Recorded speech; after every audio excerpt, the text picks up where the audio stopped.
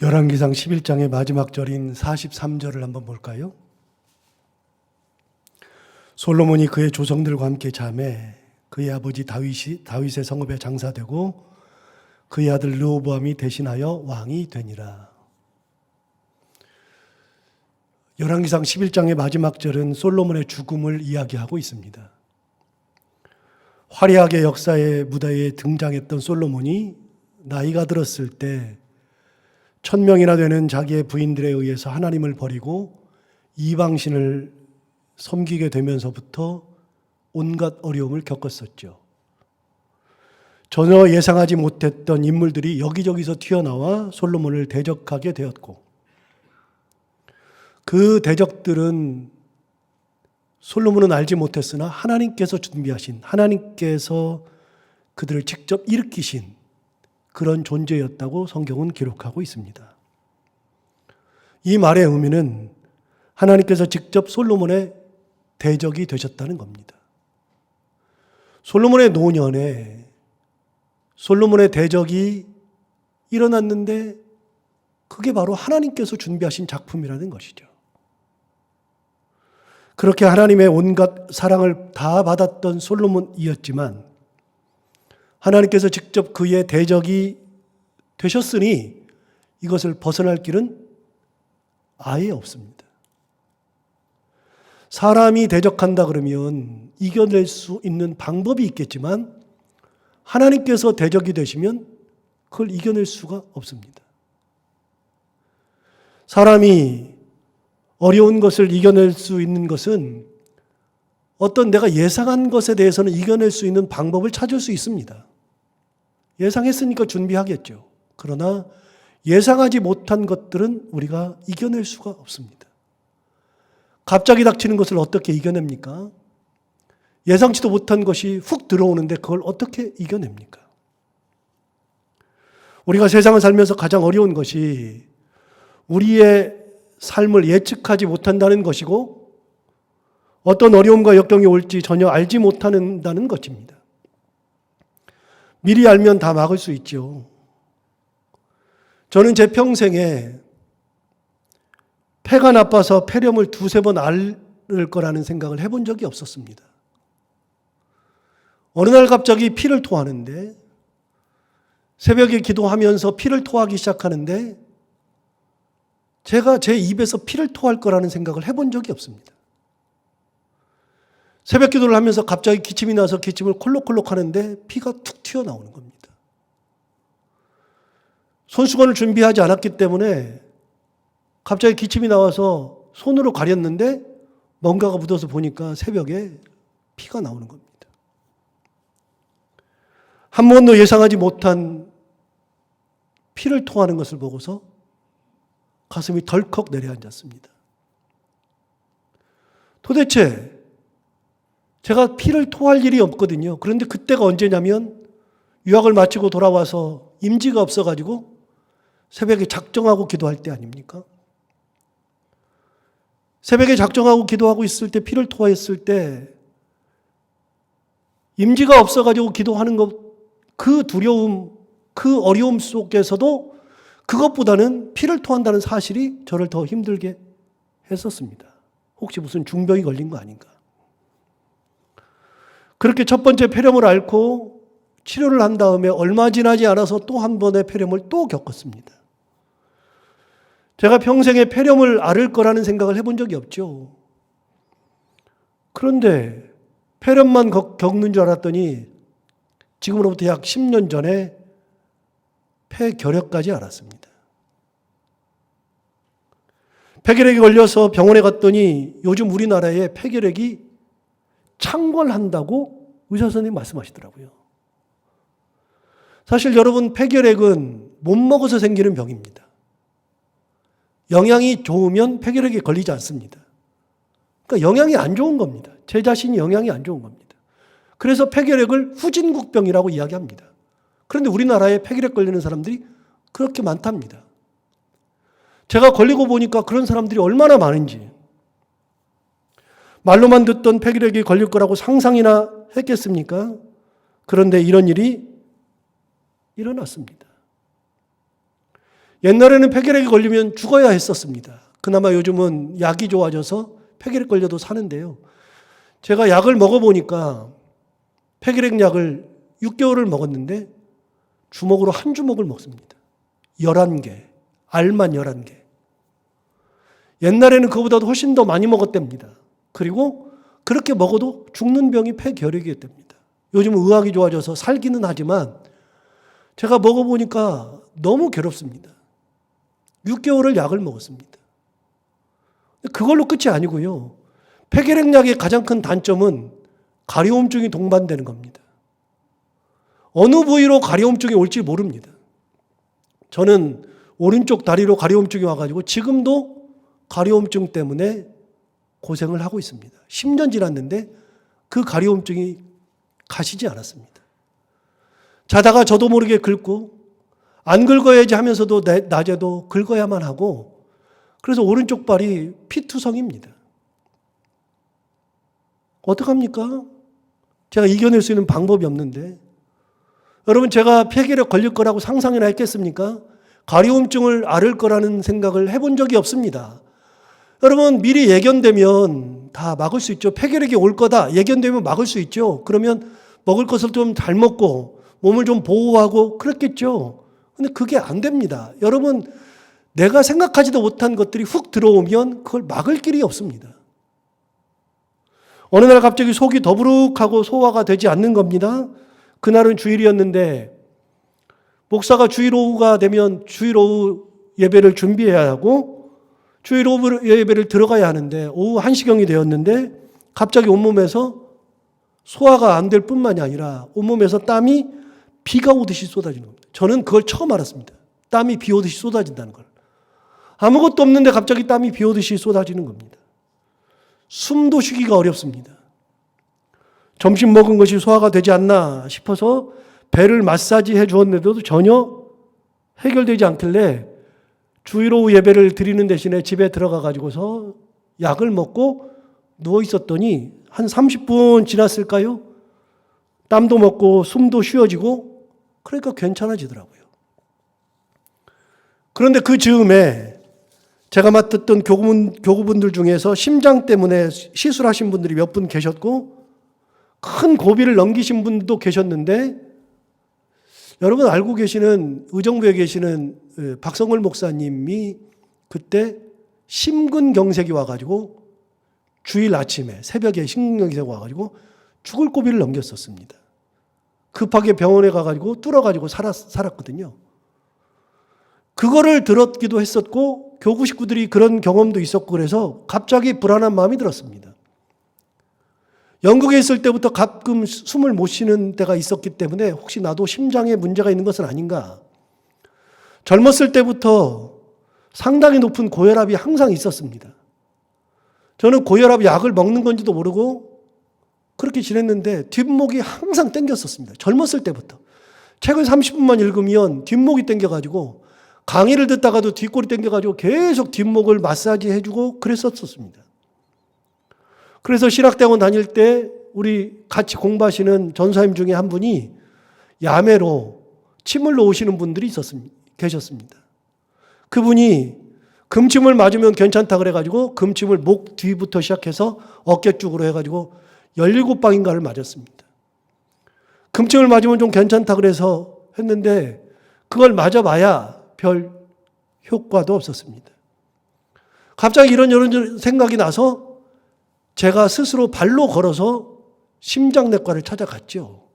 가가지고 심장을 검사해보고 싶다. 그랬더니 의사가 하는 얘기가 무슨 증상이 있었느냐 그래서 모르겠다. 단지 이런 증상이 있었다 그랬더니 이렇게 걸어서 심장 검사하러 들어오는 사람은 처음이라 그러는 거예요.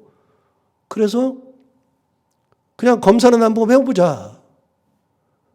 그래가지고 검사를 해보니까 엄마의 심장을 닮아서 심장이 기형이라는 것을 처음 알았습니다. 그때부터 심장을 잘 관리해야 된다는 소리를 들었습니다. 저는 그야말로 혼자 그런 증상을 가지고서 찾아갔으니까 망정이지 그렇지 않았으면 그냥 급사하는 겁니다. 옛날에 급사한 분들이 굉장히 많았죠.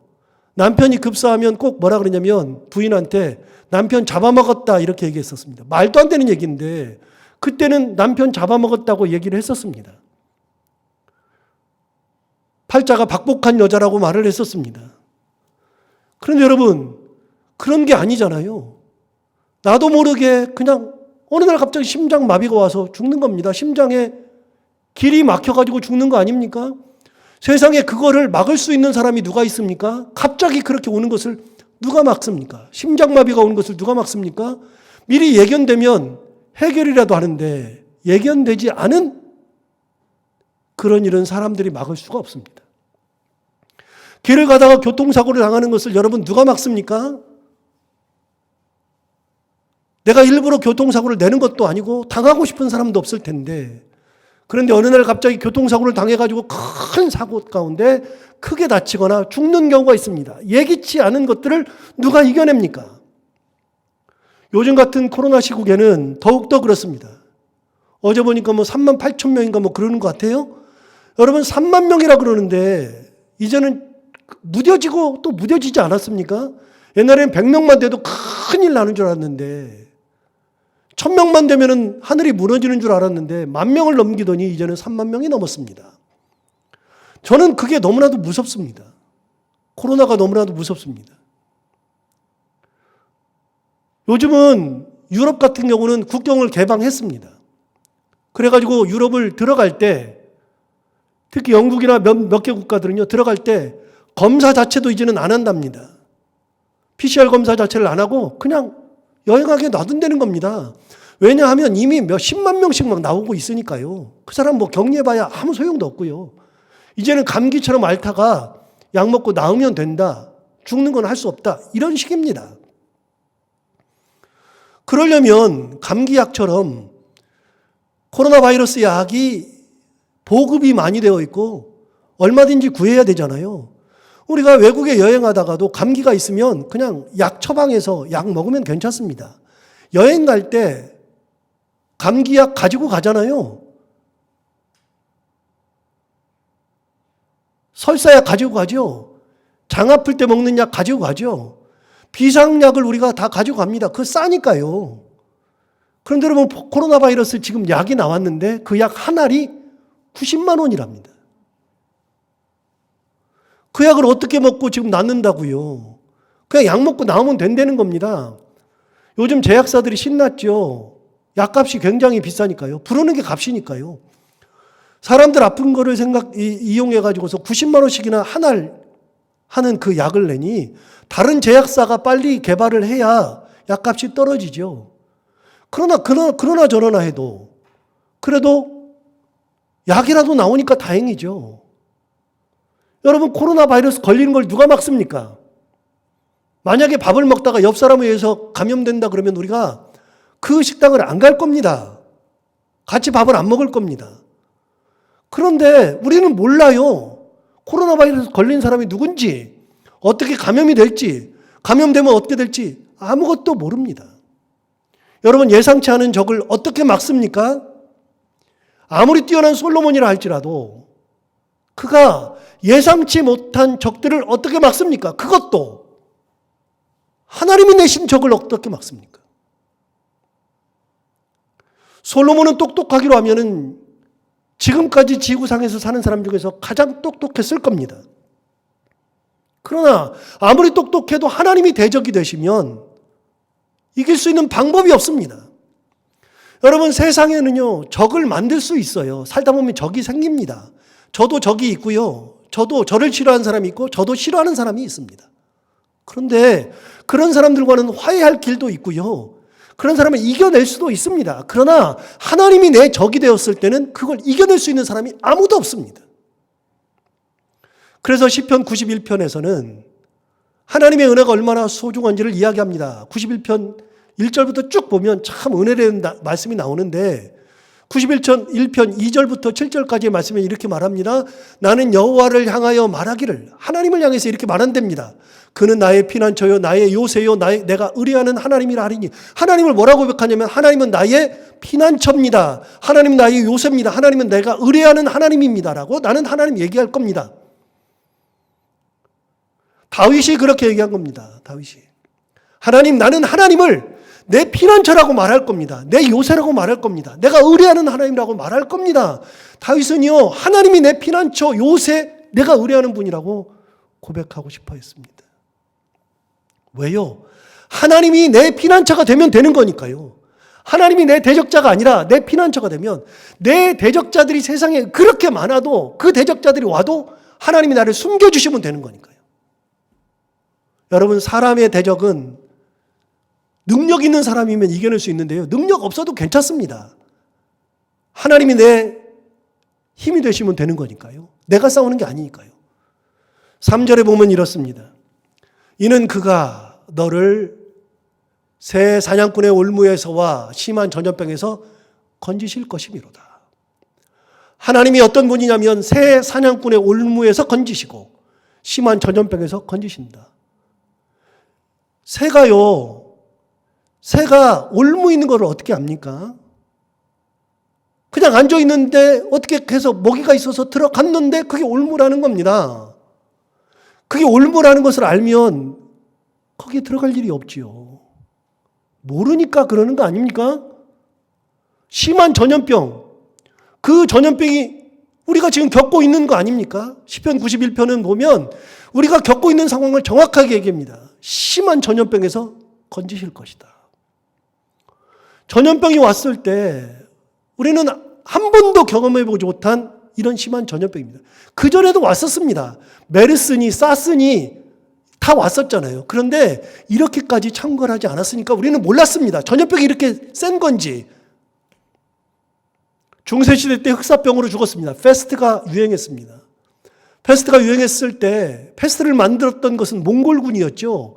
몽골이 베니스를 공격할 때 베니스가 성문을 닫고서 안 열어주니까 몽골군이 가만히 보니까 죽은 사람들의 시체가 있고 거기서 병이 생긴다는 것을 몽골군이 알고 몽골군이 베니스의 성 안으로다가 투척기로 해가지고 죽은 시체를 다 집어 던졌습니다. 베니스가 그때부터 페스트가 유행했습니다. 페스트는 쥐가 죽은 사람의 몸을 뜯어 먹다가 생긴 병입니다. 쥐가 옮기는 병이죠.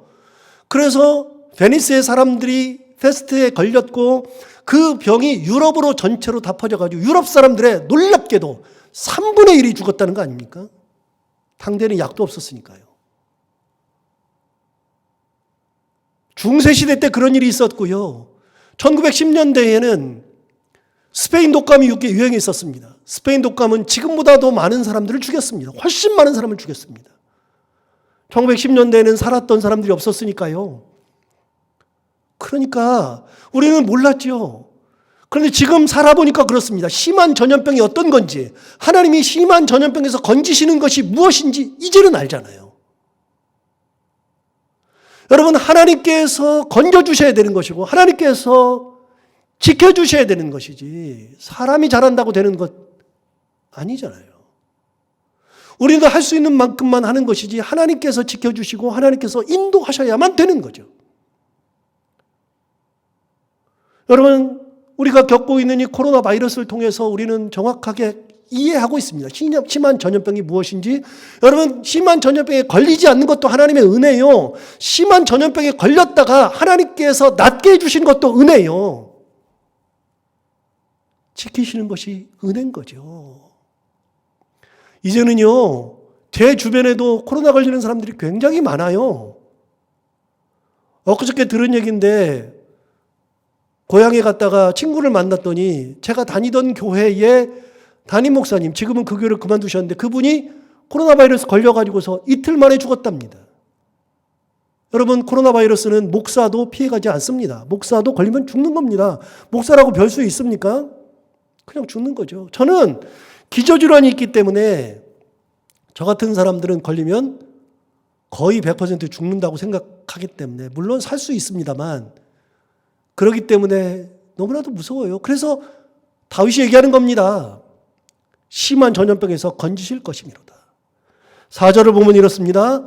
그가 너를 그의 깃으로 덮으시리니 내가 그의 날개 아래에 피하리로다. 그의 진실함은 방패와 손병패가 되신다.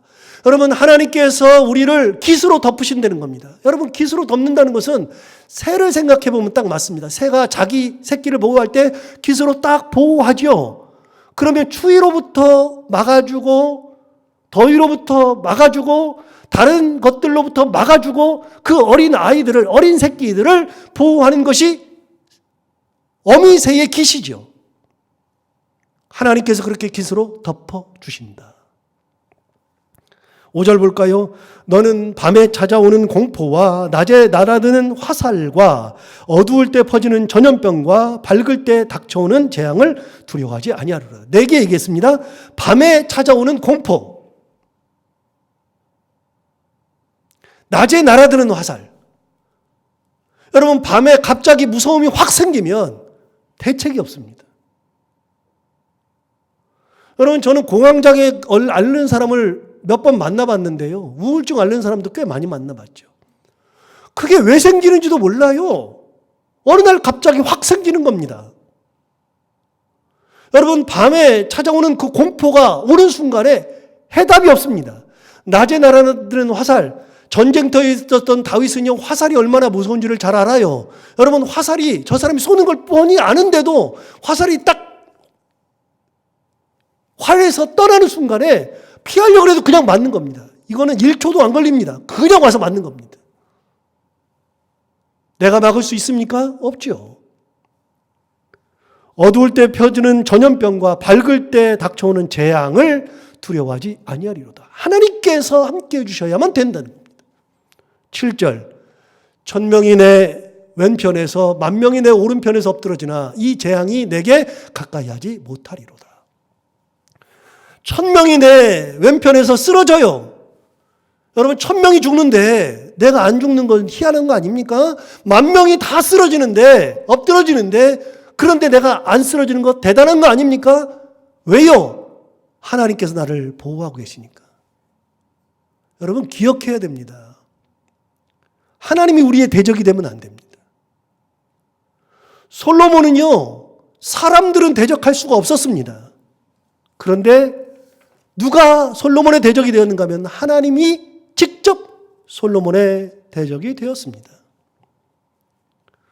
하나님이 대적이 되니까 방법이 없는 겁니다. 하나님께서 뭐라고 말씀하시죠? 이 나라를 나눠버릴 거다. 솔로몬에게 말씀하셨습니다. 나눠버릴 거다. 여러분, 누가 나눈다고요? 하나님께서 나누신다는 겁니다. 이스라엘이 나눈 것은 솔로몬 때문입니다. 솔로몬 때문에 나라가 나뉘었습니다. 하나님이 나눈다고 하는데 그것도 대책이 없습니다. 놀라운 반전이 있는 거 지난주에 같이 말씀을 나누었죠. 여러분, 놀라운 반전이 무엇인가 하면 솔로몬이 나라를 나누고 싶은 마음이 없습니다. 그런데 어느 날 솔로몬은 평생을 공사하는데 예루살렘 다윗성을 보수 공사하는데 거기에 눈에 띄는 한 사람이 있습니다. 너무나도 열심히 하고 너무나도 성실히 하고 너무나도 똑똑하고 너무나도 괜찮은 친구가 일을 하고 있습니다. 그 친구를 가만히 보니 이 친구를 데려다가 그 지파의 감독관으로 세우면 좋겠다. 그래서 그 친구를 감독관으로 세웠지 않습니까? 그 사람, 괜찮은 사람, 솔로몬이 발탁했던 그 사람이 바로 나라가 나뉘었을 때 첫 번째 이스라엘의 왕이었던 여로보암입니다. 여로보암을 누가 발탁했습니까? 솔로몬이 발탁한 겁니다. 나라가 나뉘었을 때 그 나누어진 나라의 초대왕, 이스라엘의 초대왕이 여로보암인데 그 사람을 솔로몬이 발탁한 겁니다. 그런데 여러분, 놀랍게도 그 여로보암이 발탁되었는데 하나님은 그 여로보암을 쓰셨습니다. 네가 발탁해? 알았어. 내가 그 사람 쓸게. 여러분, 놀라운 거 아닙니까 이게? 내가 발탁한 사람을 하나님이 쓰셔가지고서 나라를 나누는 데 쓰셨으니까 이것도 역시 대책이 없습니다. 여러분, 그리고 나서 오늘 본문이 있는 겁니다. 아까 봤던 11장 43절, 솔로몬이 죽었습니다. 그 파란만장한 인생을 살았고 역사에 등장했을 때 화려했던 그 솔로몬이 자기만 불행한 것이 아니라 결국은 나의 불행에서 끝나는 것이 아니라 나라를 나눈, 나라를 망가뜨린 존재가 솔로몬이었습니다. 정말로 똑똑했던 사람인데 그 똑똑했던 사람이 나라를 망가뜨려 버렸습니다.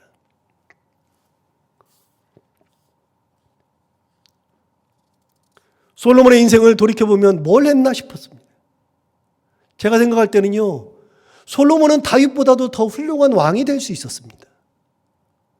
정말로 훌륭한 사람이 될 수 있었습니다. 그러나 여러분, 가장 안 좋은 예를 남긴 사람이 솔로몬 아닙니까? 그래서 생각합니다. 여러분, 성전을 왜 지었을까요? 항상 드는 생각입니다. 성전을 왜 지었을까요? 성전 안 지으면 하나님 뭐라고 했을까요? 성전 안 지으면 큰일이 났을까요? 성전 지은 거하고 아무런 상관이 없습니다. 성전을 왜 지었을까요? 성전 짓고 망한 사람이 솔로몬이니까요. 하나님은 성전 때문에 그렇게 흥분하지 않으셨습니다. 하나님은 성전이 없다 그래서 뭐 문제가 되시는 분이 아닙니다.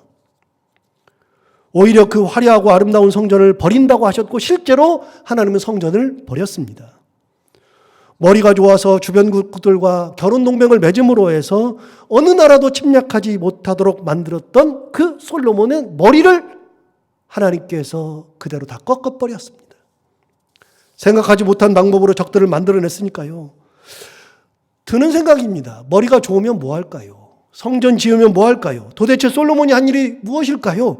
아무런 의미 없는 삶을 살았습니다. 자기 자신도 불행했지만 나라를 망가뜨려 버렸습니다. 여러분, 개인적으로 불행한 거야, 그거 뭐 비난할 수 없죠.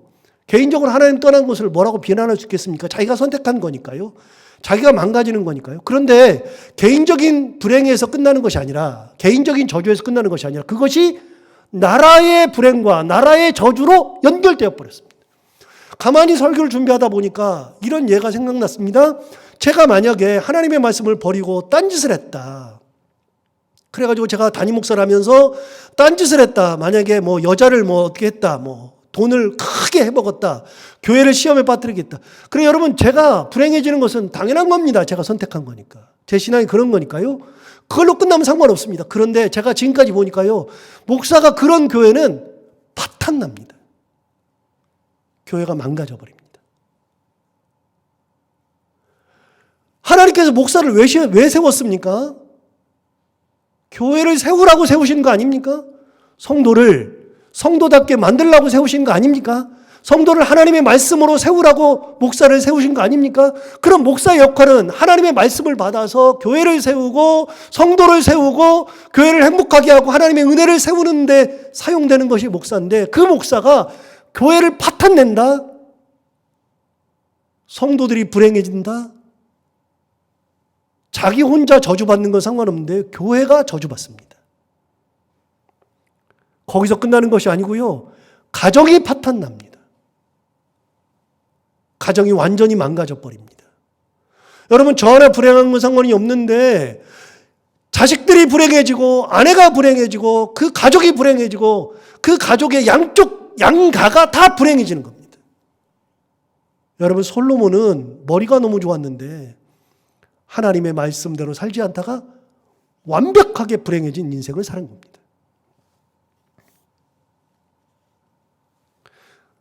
그렇게 솔로몬이 죽은 겁니다. 그래서 11장 43절에는 저는 어제 이번 주 한 주 설교 준비하고 어제 집중적으로 쓰면서 11장 43절, 오늘 본문을 내긴 했지만 11장 43절이 솔로몬이 죽은 이야기가 그렇게 가슴에 남는 겁니다. 야, 이게 도대체 뭔가? 인생이라는 것이 도대체 무엇인가? 얼마나 화려하게 살겠다고, 얼마나 대단하게 살겠다고, 인생이 도대체 뭔가? 여러분, 의미 없는 인생 살 필요가 없습니다. 또 한 가지, 하나님이 우리의 대적이 되면 안 됩니다.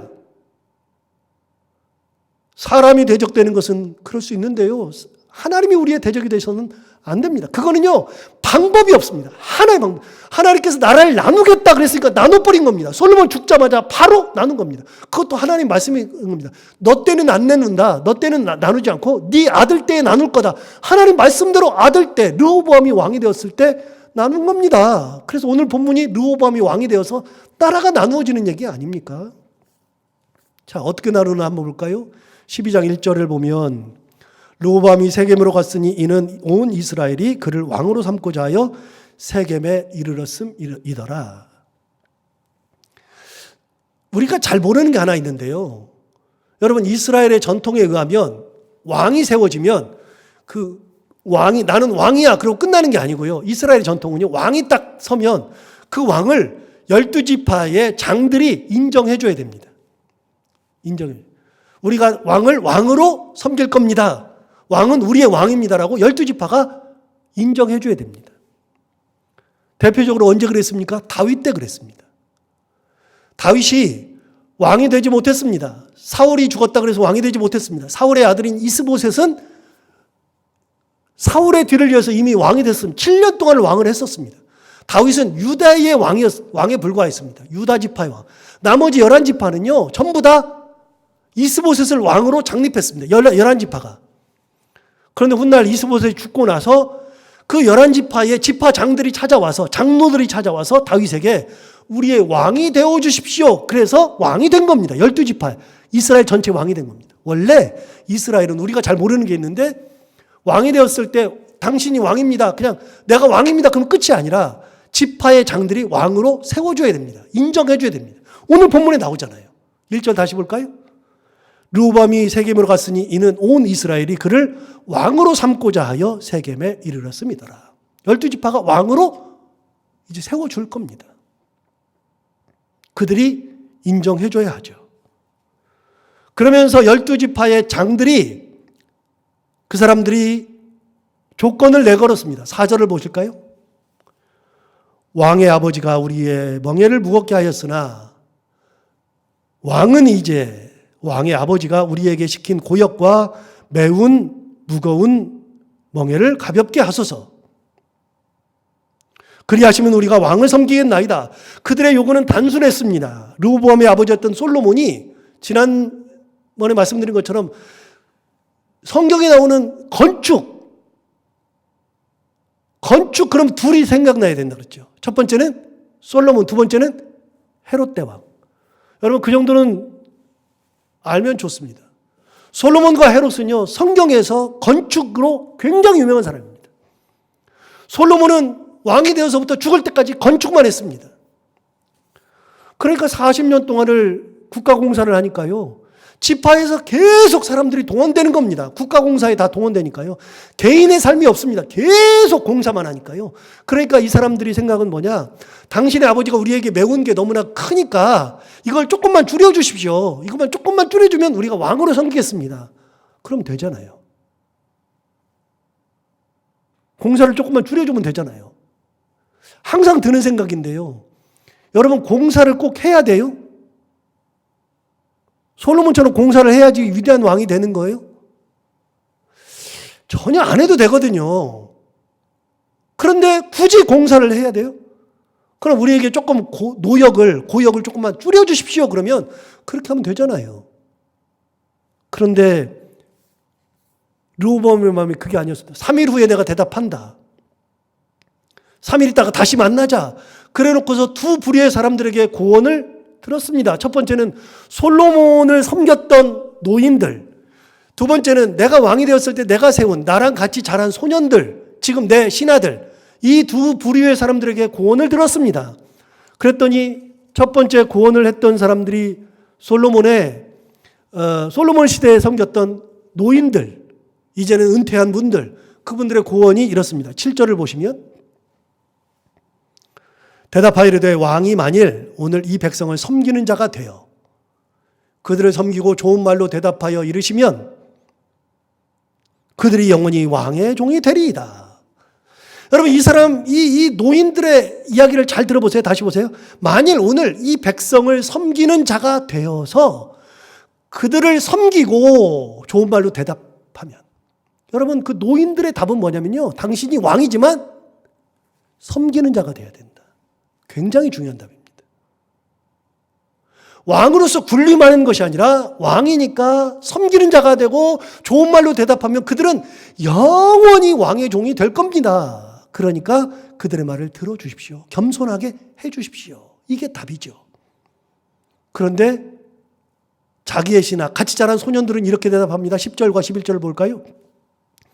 함께 자라는 소년들이 왕께 아뢰 이르되 이 백성들이 왕께 이르기를 왕의 부친이 우리의 멍에를 무겁게 하였으나 왕은 우리를 위하여 가볍게 하라 하였은즉 왕은 대답하기를 내 손가락이, 새끼손가락이 내 아버지의 허리보다 굵으니 새끼손가락이 허리보다 굵다는 게 말이 되는 얘기입니까? 그러니까 11절 내 아버지께서 너희에게 무거운 멍에를 매게 하였으나 이제 나는 너희의 멍에를 더욱 무겁게 할지라. 내 아버지는 채찍으로 너희를 징계하였으나 나는 전갈 채찍으로 너희를 징계하리라 하소서. 여러분 이게 뭐가 대비되는지 아시겠죠? 노인들의 답은요, 겸손해져야 됩니다. 왕은 군림하는 자리가 아닙니다. 겸손하면 됩니다. 겸손해지면 됩니다. 그렇게 대답하시면 됩니다. 소년들은요, 그들은 왕의 신하 아닙니까? 저것들이 말하는 것을 들을 필요가 없습니다. 그러니까 당신의 새끼손가락이 솔로몬 당신 아버지보다도 허리보다도 굵다. 그러니까 내가 더 무겁게 할 겁니다. 처음부터 길을 죽여야 됩니다. 길싸움 하자는 거죠. 여러분 이것 때문에 나라가 나는 겁니다. 3일 만에 가서 똑같이 대답합니다. 오늘 본문에 보면 이 소년들의 말을 그대로 대답합니다. 그런데요, 놀라운 반전이 오늘 본문에 있습니다. 15절 한번 볼까요? 왕이 이같이 백성의 말을 듣지 아니하였으니 이 일은 그 다음 뭐라고 되어 있어요? 여호와로 말미암아 난 것이라. 르호보암이 그렇게 대답한 것은 그렇게 될 수밖에 없었던 겁니다. 하나님께로부터 말미암은 겁니다. 다시 돌아가 볼까요? 여러분 솔로몬이 아무리 똑똑해도 하나님께서 사람을 준비하셔서 사람을 세우는데, 대적자를 세우는데 솔로몬이 어떻게 당합니까? 하나님의 대적자가 되면 안 된다 그랬잖아요. 하나님이 준비하시는 것을 어떻게 막습니까? 솔로몬이 발탁한 인재였던 여로보암을 하나님이 쓰시겠다는데 누가 말립니까? 그래서 솔로몬이 여로보암을 죽이려고 했잖아요. 죽이려고 했더니 여로보암이 도망갔어요. 이집트로 도망갔어요. 도망간 다음에 솔로몬이 죽은 다음에 다시 왔습니다. 오늘 본문에 제가 읽지 않았는데 2절, 3절 보면 이집트에 있는 여로보암을 이스라엘 백성들이 불러 올려서 세겜에 같이 있었습니다. 지금 이 자리에 같이 있습니다. 하나님께서 준비하신 것을 누가 막습니까? 여러분 르호보암이 이렇게 대답한 것은 여호와께로부터 말미암은 것이라. 하나님께서 그렇게 하신 겁니다. 답이 나오죠. 되는 것이 없습니다. 르호보암의 잘못이 아니라 사실은 솔로몬 잘못이고요. 15절 다시 볼까요?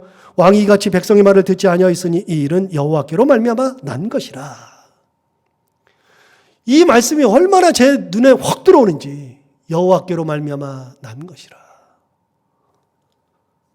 여호와께서 전에 실로 사람 아이야로 느밧의 아들 여로보암에게 하신 말씀을 이루려 하심이더라. 하나님께서 말씀하신 대로 그대로 하시는 거죠.